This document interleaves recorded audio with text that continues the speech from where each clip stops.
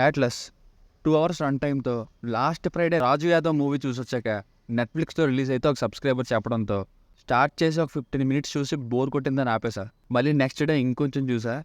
సరే ఇంకెలాగో స్టార్ట్ చేశాను, ఫినిష్ చేయాలని మళ్ళీ నేను నైట్ కంప్లీట్ చేశా. ఇక ఓవరాల్గా అయితే సినిమా ఒక 30 మినిట్స్ గడిచిన తర్వాత సర్వైవల్ థ్రిల్లర్గా మారినప్పటి నుండి వచ్చే యాక్షన్ సీన్స్ అయితే నెక్స్ట్ లెవెల్లో ఉంటాయి ఒక ఏఐ సూట్లో. అవి తప్పిస్తే మిగతా సినిమా అంతా అంతేం లేదండి. Only for action and visuals. Different స్టోరీలా ట్రై చేద్దాం అనుకున్నారు కానీ పేర్లు మాత్రమే డిఫరెంట్. మిగతాదంతా రొటీన్ అండ్ సింపుల్ స్టోరీనే. ఏఐ ఫ్యూచర్ అది ఇది అంటారు కానీ ఒక ఏఐ బాట్ విలన్, దాన్ని ఎదిరించే హీరోయిన్ అంతే. విజువల్స్ అయితే నెట్ఫ్లిక్స్లో భలే అనిపించాయి. హై క్వాలిటీలోనే చూడండి. ఈ సండే సాటర్డే కొంచెం బిజీ అయ్యి రివ్యూస్ ఏం అవ్వలేదు. క్రూ మూవీ రివ్యూ కూడా ఇస్తా. ఇక ఈ అట్లాస్ మూవీ నీ ఫ్యామిలీతో చూడొచ్చు అంటే చూడొచ్చు, అడల్ట్ కంటెంట్ ఏం లేదు.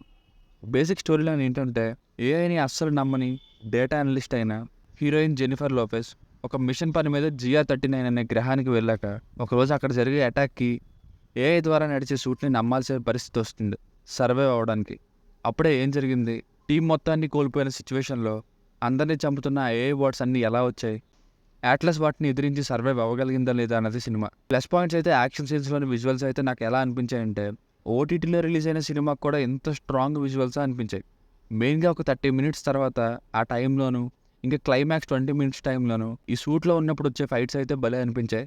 యాక్టింగ్ పరంగా వెటరన్ యాక్ట్రెస్ జెనిఫర్ లోపెజ్ గారిది ఎక్స్పీరియన్స్ కనిపించేలా యాక్ట్ చేశారు. ఇక ఏఐ అంటూ ఫ్యూచర్లో తీసినట్టు ప్రయత్నం అయితే చేశారు. ఇవి ప్లస్ పాయింట్స్. మైనస్ అయితే అసలు సరైన స్టోరీ లేకపోవడం. మొదటి అరగంట సినిమా ఆపేయాలనిపించేంత సోది.